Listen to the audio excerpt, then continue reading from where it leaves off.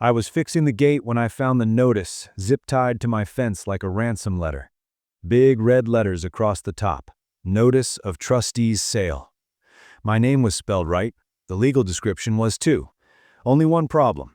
I hadn't missed a mortgage payment in 30 years because there wasn't a mortgage to miss. My land was paid off before my son met his wife.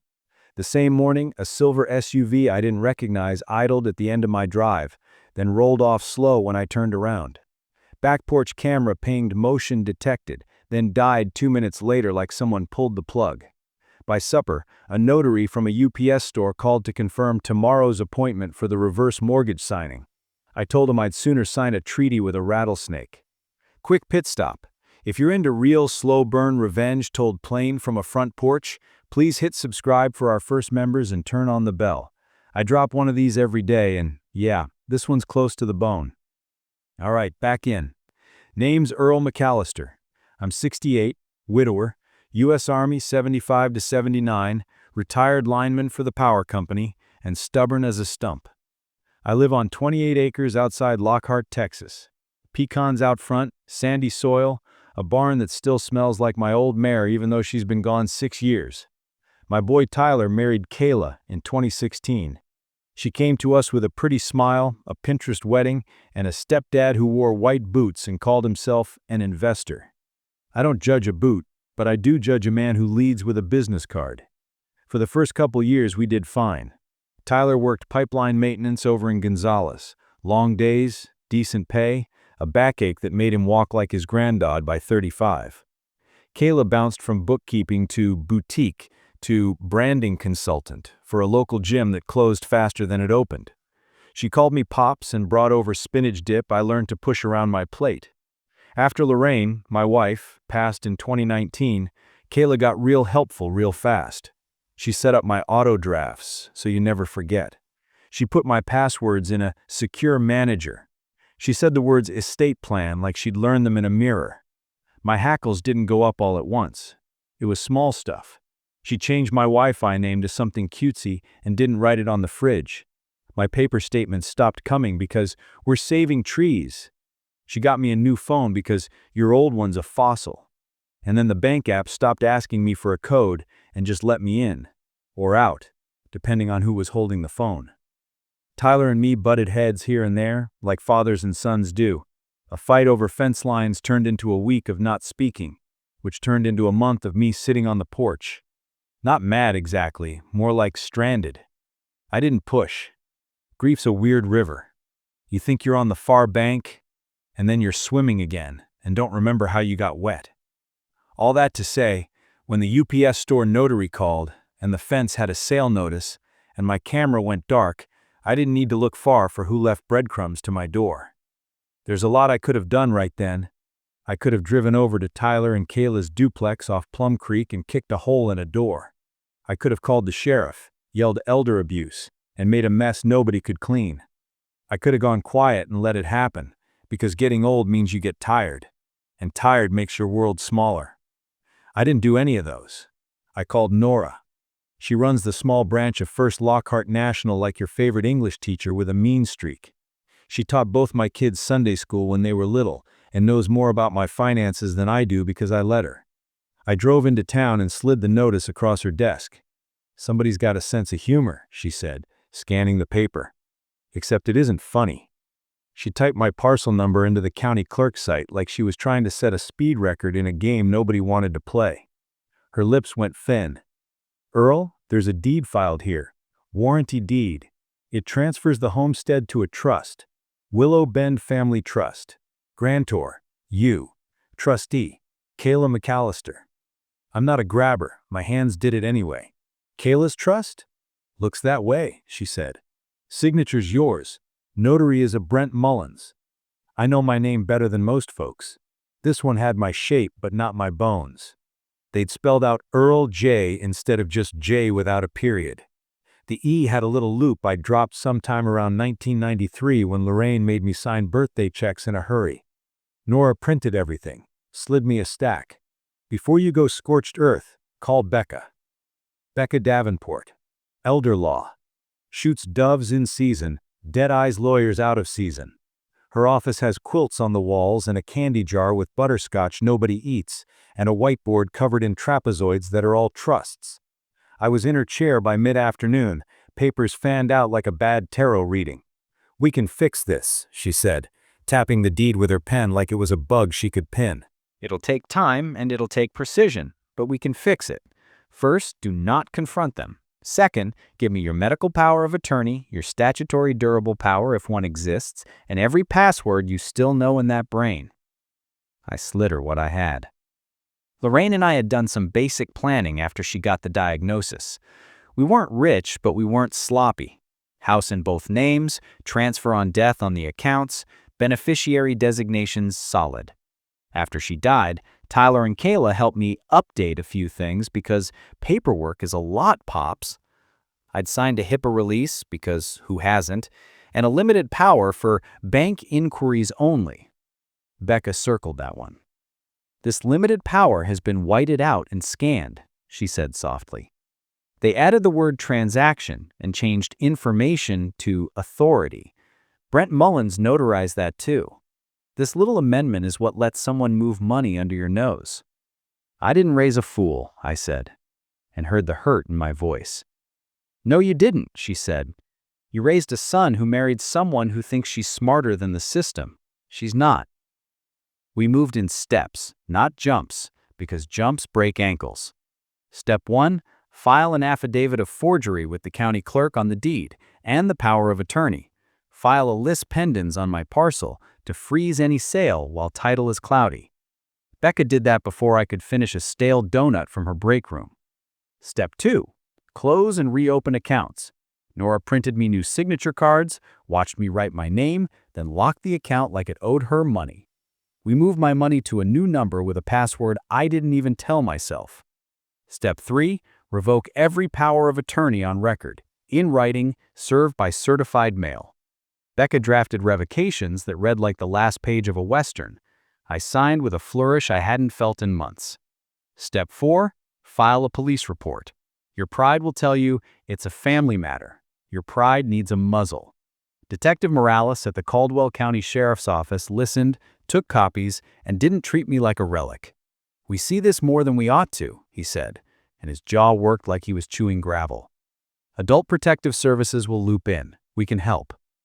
Step 5, stop the reverse mortgage appointment. I called Brent Mullins from a number he didn't know. "Hey there, this is Kayla's dad," I drawled soft. "Earl's feeling poorly today. Can we push that signing to tomorrow? He'll be at my friend's office in Lockhart, nice and quiet." I gave him Becca's address. One-party consent in Texas is a funny little gift. You don't have to announce you're recording a crook for it to count. I pressed the record button on a Walgreens memo app and left it running so long my phone got hot. You're thinking, "Earl, this is your daughter-in-law. Where's your forgiveness? Who taught you to set a trap for family?" I am not proud of what comes next, but I am not sorry either. There are two kinds of people who get away with theft in this life: strangers who are fast and loved ones who are trusted. The only thing that keeps either one from doing it again is consequence. The next morning, Brent arrived at Becca's office in a tie that wanted to be a bow the second he got home. He smelled like Axe and coffee. He set a leather bag on the conference table like he was a surgeon and not a man who stamps where he shouldn't. Kayla came with him. She wore a blouse that said professional and shoes that whispered influencer. She hugged me in the lobby, a quick fake squeeze that hit air and bone. "Pops," she cooed, using the name that used to feel like an inside joke and now felt like a word shaped to fit around my wallet. "You'll feel better once it's done. Less pressure, you know? You deserve to enjoy your home without the stress." "The stress of owning it free and clear?" I asked, and smiled like a man who couldn't count.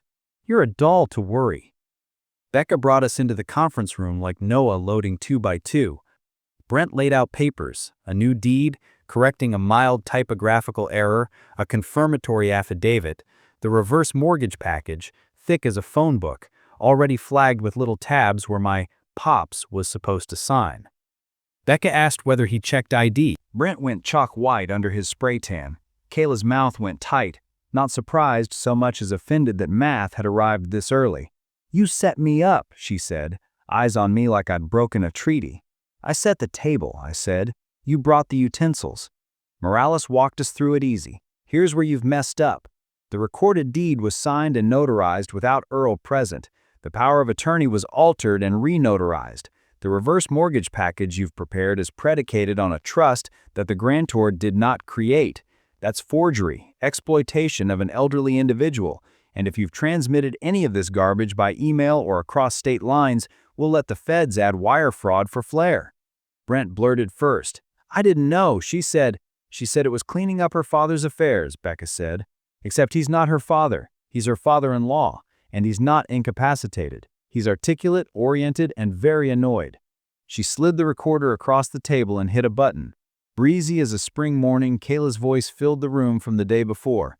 "Hi Brent, it's Kayla. Quick reminder for tomorrow. We'll need the editable power of attorney file so I can fix the wording. Earl's eyesight is bad, so I'll guide his hand. LOL. "LOL's doing a lot of work there," Becca said. Kayla's face went flat. The mask slid down. "Tyler said you'd get dramatic," she said. "Tyler said," I repeated, tasting his name like pennies. "Where is he in this, Kayla?" "Working," she snapped, "like always, which is why I'm attempting to handle the mess your generation left us. Everything's in paperwork you never updated.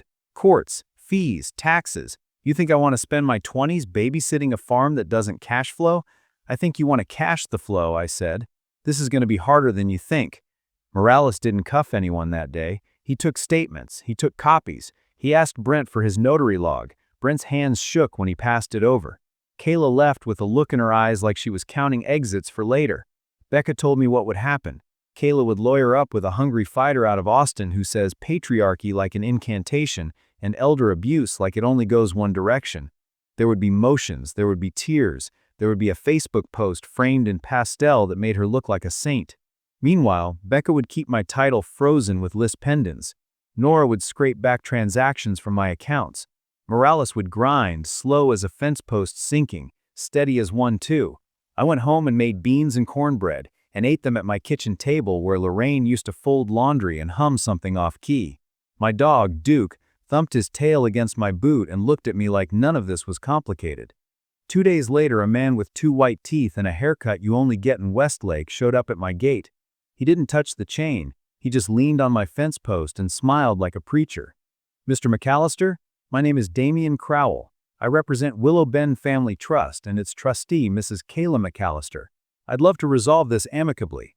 "Resolve," I said, rolling the word around. "Is that fancy for, please don't file criminal charges because we'd like to keep the money?" His smile touched his ears, not his eyes. "We think emotions are high and mistakes were made, and the best thing for all involved is a sale. We can offer you a life estate. We can offer you a Coke and a smile and take a walk," I said. "Get off my fence." He didn't move. "Mr. McAllister, my client is concerned about your capacity." "Buddy," I said, stepping closer, "I can still outwork you, outshoot you, and outspell you, and I'll be doing it when you're crying about your golf swing to your therapist." He left, not fast enough to satisfy me, but fast enough to tell me Becca's paperwork had teeth. We had 3 fronts: criminal, civil, and family. Criminal, Morales looped in the state AG's elder exploitation unit. They brought clipboards and resources and an investigator named Pelham who wore a bolo tie and spoke to me like I was a grown man. Civil, Becca filed a petition to quiet title and for declaratory judgment that the deed was void. She got a temporary restraining order that read like a song. Family, Tyler. He came by one evening just before dark, headlights crawling up the long drive like an apology. He stood on my porch with his hat in his hand and a bruise on his knuckle from punching his own steering wheel. "Dad," he said. "Son," I answered, careful not to fill the space between us with what I wanted to say. "I didn't know," he said. He was lying to himself. He knew a shape of it, not the edges. "Kayla said we were streamlining. She said your accounts were a mess. She said APS would take you to a home if we didn't set up a trust. She says a lot," I said. "What do you say?" He swallowed. "I say I screwed up. I say I watched and didn't look. I say I like being told what to do because then when it goes bad, I can pretend my hands are clean. I didn't hug him because we're Texas men, and there's ritual you have to respect or you'll spook the horses." I clapped his shoulder once, hard. "Are you in or out?" "In," he said. His eyes shone, all the way. "Then sit down," I said, "and take notes." We got strategic. We weren't going to be the family that fights on Facebook. We weren't going to throw rocks through windows or blow up group chats or call cousins to pick sides. We were going to make records. Tyler got a cheap little recorder off Amazon. He called Kayla from his truck and asked simple questions. Hey babe, how'd that notary thing work? What's the name of the reverse mortgage company again? Who's Damien? Why is my dad's name on a trust I've never heard of? She did what people do when they think the person they're talking to is pliable. She explained the whole scam like a TED Talk. It's not even a big deal. It's a living trust, and all I did was consolidate. Brent said you don't even have to be there. That's the point of a trust. Willow Bend Partners is going to take the property, subject to, and will lease back to your dad so he can stay and not stress, and the investors handle the maintenance. He keeps his land without the liability.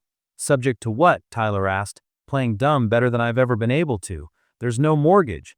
Technically, she hedged, the reverse will be a temporary pledge. It's basically the same.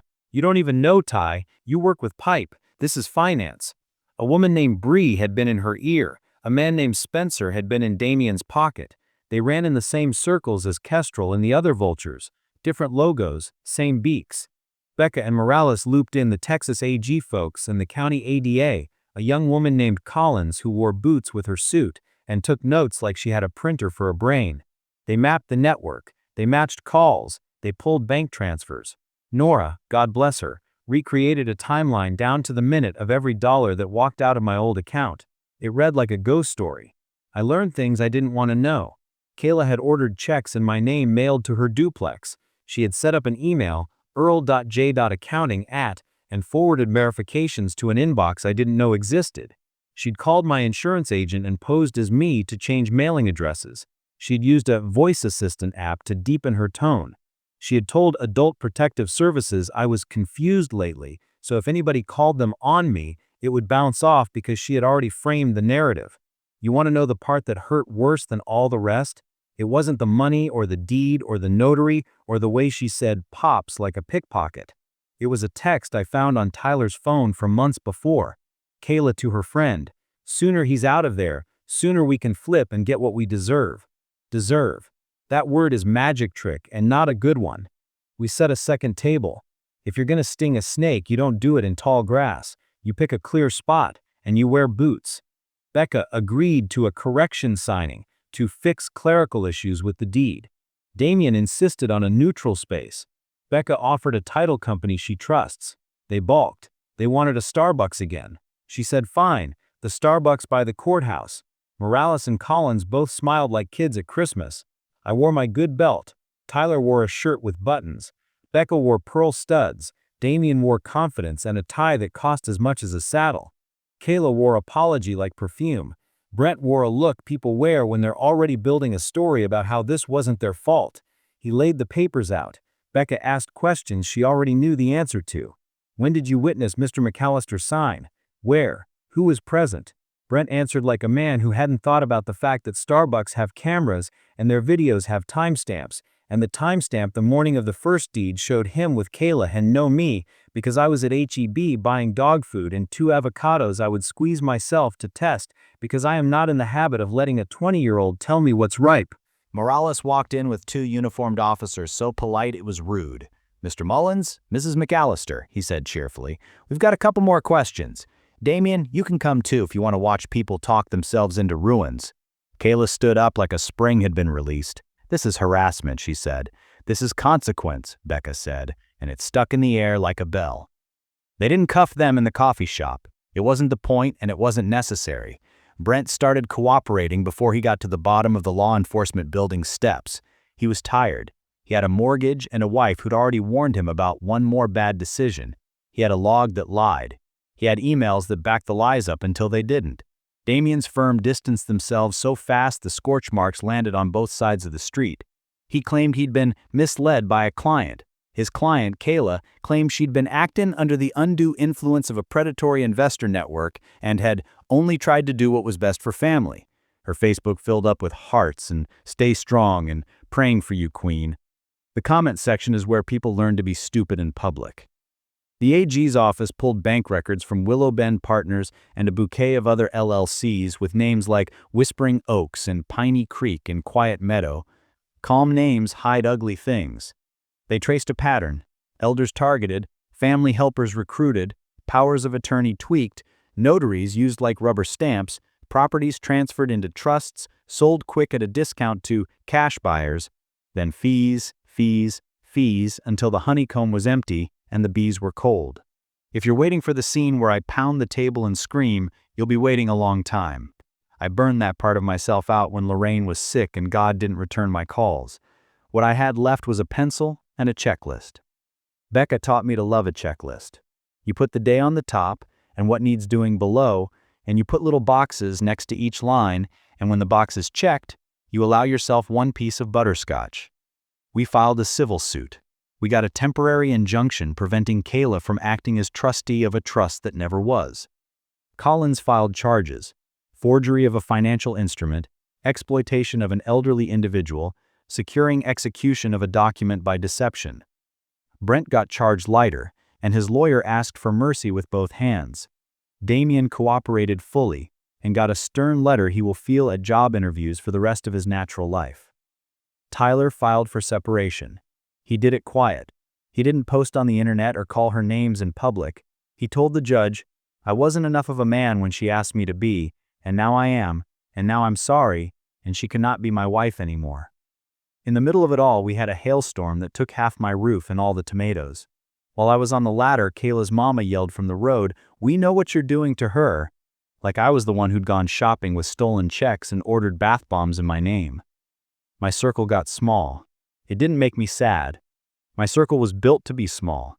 Lorraine, the kids, Duke, Nora, Becca, Morales, Collins, Pelham, the men at the coffee shop who know when to keep their mouths shut and when to open them. Turned out that was enough. On a humid morning in July, Collins called. "We have a deal," she said. "Kayla will plead to securing execution by deception and exploitation. She'll avoid prison if she pays full restitution and testifies against the investor network. 10 years deferred adjudication. If she messes up once, the hammer falls. Restitution to you, to the bank for their time, and to 2 other folks we found on the same pipeline." "Good," I said. "You want to be in the courtroom?" she asked. "I've spent enough time in rooms watching people lie," I said. "Text me the outcome." She did. I put the phone face down. Duke looked at me and wagged his tail once. A week later, a letter came from a woman in Bastrop. "You don't know me," it began, because that's how these letters begin. "But my daddy's 83 and my sister was about to sign him into one of those reverse deals Kayla was selling like candy. The AG's office sent me your name. You saved us. Thank you." I stuck it on the fridge with a magnet shaped like a jalapeno and left it there until Tyler cleaned out the house with me 6 months later, and we kept it, not because we keep everything now, but because some things need keeping. Here's the part where you expect me to say I cut Kayla out of my will. I did, and I didn't. There's nothing of mine that would go to her now under probate. She had her shot to be someone I trusted with what I built, and she used it to be clever. I amended my will and trust with Becca. I granted Tyler a durable power we keep in a safe he can only open if the bank says so. I put the land into a trust with my name on it, Becca as backup trustee, and a line that says any attempt to mess with this will be treated like a wolf in the henhouse. I didn't sell. I thought about it. Every wind gust felt like a stranger. Every creak of the porch was a footstep. I named each creak after a mistake for a while, and then stopped because I figured I'd be dead before I ran out of lumber. You want to know what revenge looks like at 68?